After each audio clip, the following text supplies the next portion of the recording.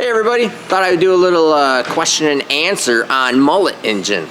I do read most all the comments, usually through my daughter, my wife, myself, read through comments and kind of see what people have to say. Don't answer all of them, but I do read them, most of them. So also, you don't have to send me emails telling me exactly what you found wrong with Mullet engine or any engine. But I do appreciate people's comments, and actually I really don't mind the emails that much, but I get a lot of them, so anyways.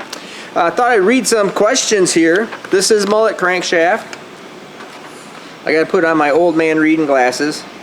One of the things that is commonly asked is, must be the crank journal is out of round and has improper sizing. Wrong! All you had to do is go look at the build-up video. I show you this entire video. It has 500,000 views on it. Entire video of the build-up of this engine after it won 3 events, drove 3,000 miles, and we could have actually reused the main bearings if I wanted to. I didn't, but we could have reused the main bearings if I wanted to. There's a whole video on that.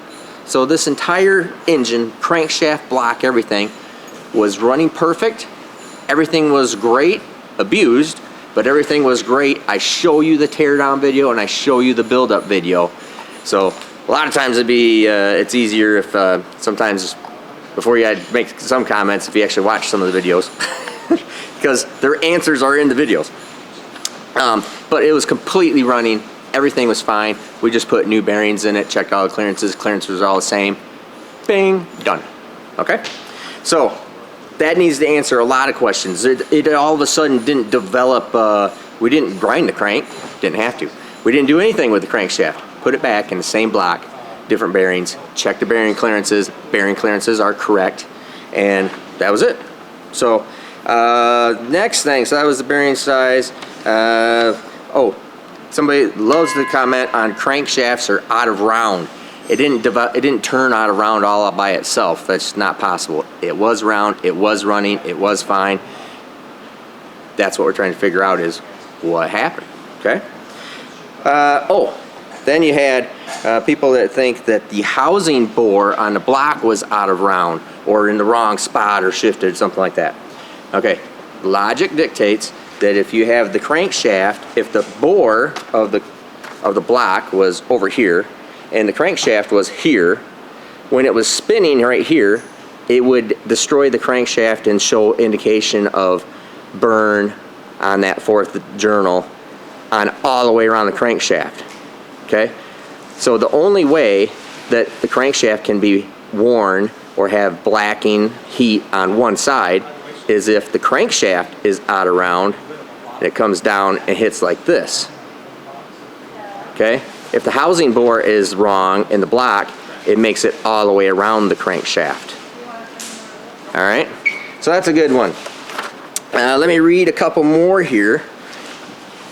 But first, tonight is the last night that you're going to be able to win carbon fiber drive shaft. And what I decided to do is I'm going to double it up here. I'm going to cut this thing in half and give it to 2 people. All right? Because it is junk. You cannot use this. Even if it didn't do all this, this drive shaft is getting to the end of its service life anyways. Okay? So I'm going to cut this in half and give it to 2 people. So you have 2 cool things or 2 people that have really cool stuff to put on your wall. So remember, we're just going to randomly select at the end. So tomorrow on Thursday, we're going to take everybody that bought merchandise, and I'm going to randomly select 2 people and send out a piece of drive shaft to 2 random people.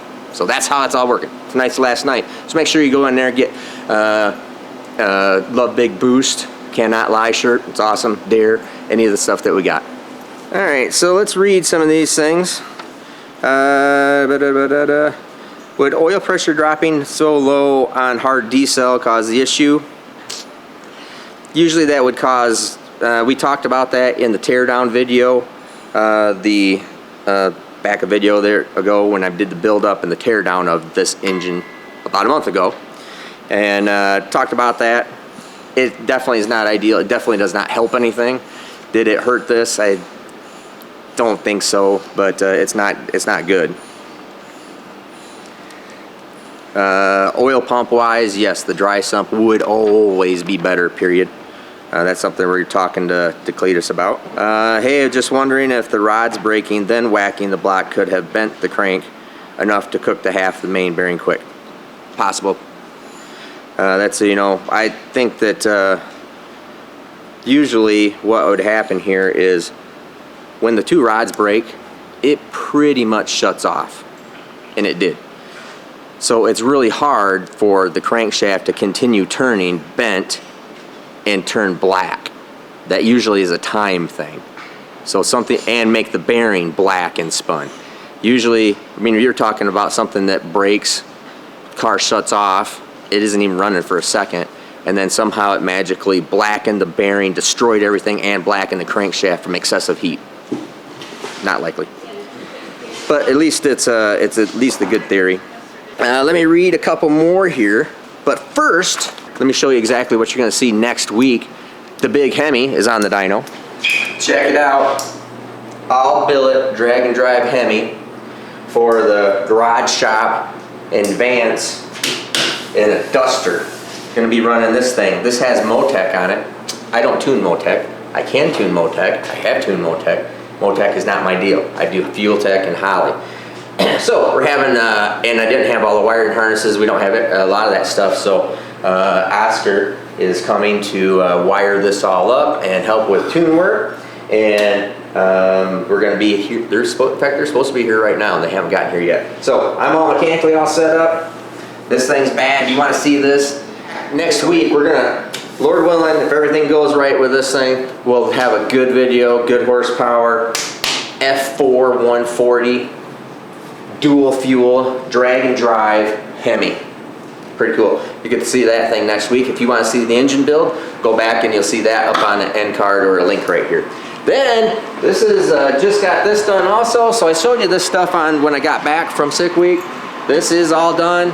Zach at SOB. This is his SMX. You ask, because everybody says, Cletus, get an SMX. I hope he does too. But, let me show you some things. What is an SMX? An SMX is mine. It is my deal. Where else can you get an SMX? Nowhere.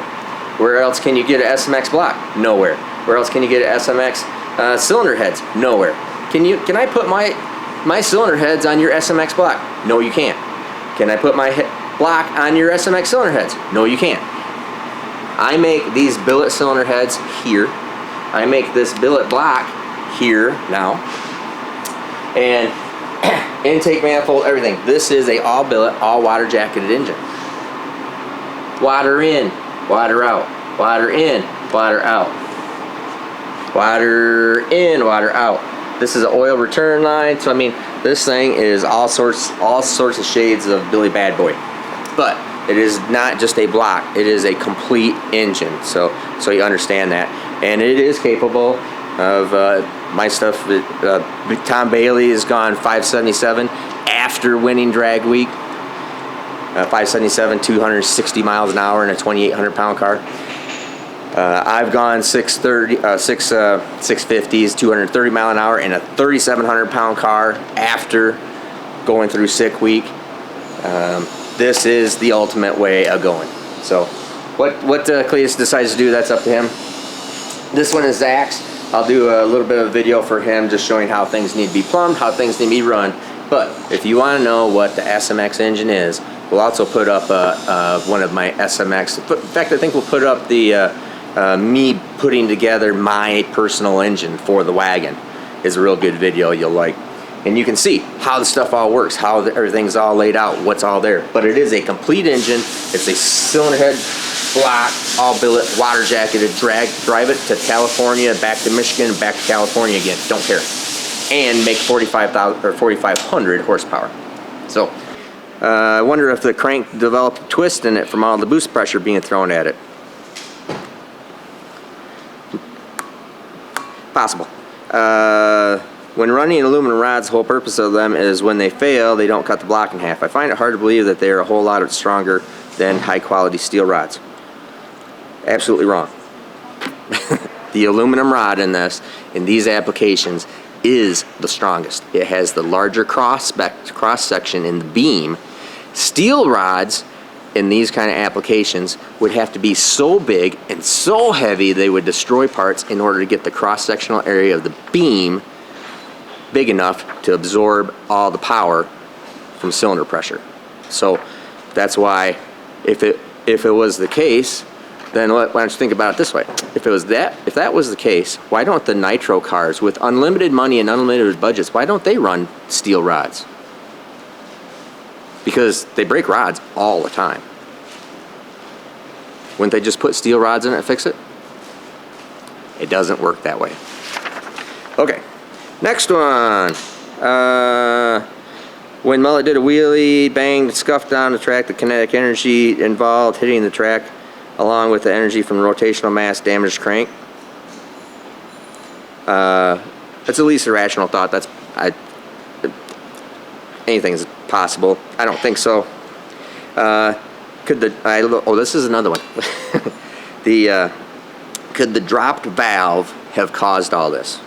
Okay, so I took the cylinder head off for you all right there. I mean, that was the first time I took the cylinder head off for you. The valve was just sitting there on top of the piston. Now, if you're telling me that at 8,500 RPM, this piston's going up and down, and there's no problem with it. It's perfectly happy. It's going up and down.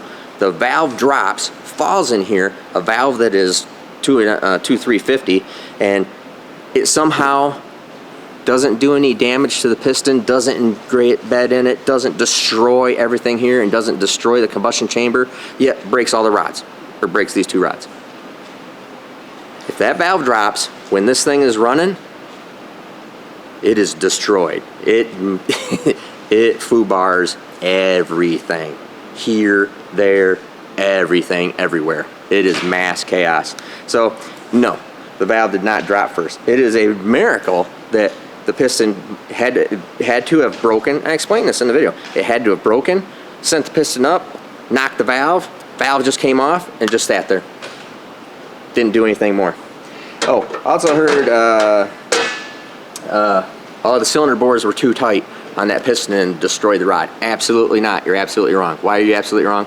Because I showed you in the video before, we used the same pistons that were in that same block that had already had 3,000 miles on it, 4 event wins, whatever Cletus had gotten done. So, no, it wasn't tight.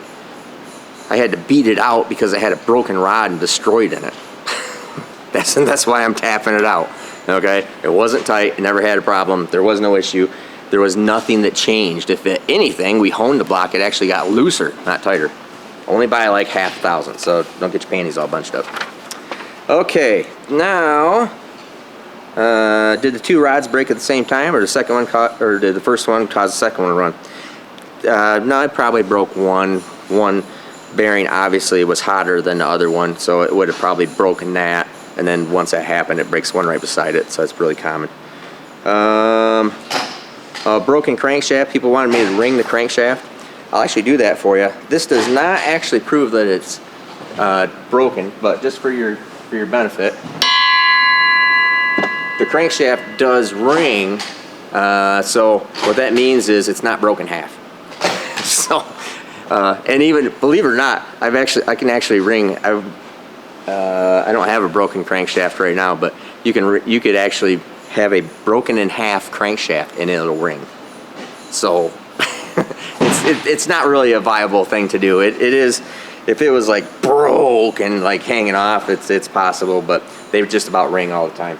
But I know for a fact that this crankshaft is bent. It has to be bent, judging by what is going on with this journal. It definitely destroyed that bearing. It definitely would have had to, time-wise, it would have definitely had to have sent that material to the rod. Now, why didn't it send it to this rod as much? This rod is, it does have trash run through it, but it doesn't look like, these aren't in order, so don't freak out. Yeah, it's this one here, I think.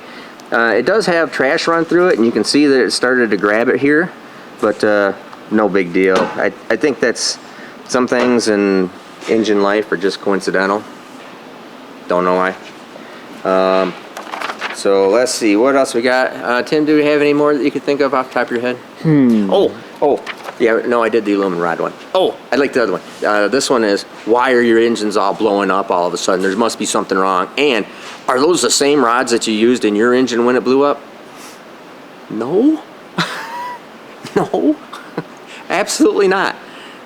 That was a really bad decision on my part to try something brand new. Ended out really bad. Go watch that. That's on the Mass Exodus video if you want to. Has nothing to do with this. Totally unrelated. These engines are, we run through drag week. Cletus had aluminum rods on Mullet, in Mullet. Ran 3,000 miles, won 4 events or whatever it was. Did all of that on one set of rods. Put this together, something happened. If it was a stock 350 Chevy, or if this was in the engine out of your Honda Accord, we'd probably start looking that there might be a problem. This thing makes 3,000 plus horsepower and shouldn't. Okay? Stuff is gonna break somewhere down the road. So, I think that pretty much covers it. Is that about right? Only other question that people are having is oiling, running it without oil. Oh, yeah, everybody saw the video of Garrett starting to run this without oil. Absolutely not good on stuff. Absolutely not what to do. Obviously, Garrett knows that. Did it do this? No, I don't think so. Because you got to keep in mind too. This time it didn't just like go out and just blow up on the first pass. The thing already had, this thing had a few hundred miles on it. Probably would have, see, by that time it would have had about 400 miles on it, driving miles. Had, I don't know, 10 whatever passes, I don't know, and most of them aborted and on the limiter and we're doing wheelies and overpowered. And I mean, it wasn't like it just blew up all of a sudden. It was running and was halfway through the event when something happened. So, and if it would have been the oil right from the get-go, typically you'd see more indication on all of the bearings. This thing has a very defined problem. Bent crankshaft, spun main. Good main, good main, good main, good main, bad main, spun. Broke rod, or knocked bearing out of it, broke the rod. That's all there is to it. And then did miraculously little damage other than that. Anyways, I'm Steve Morris. Thanks for the comments. Make sure you do comment more. If you think I missed something and you think I know the answer to exactly what happened to Mullet's engine, go ahead, make a comment. It's all cool. I like reading all that stuff. Anyways, have a great day.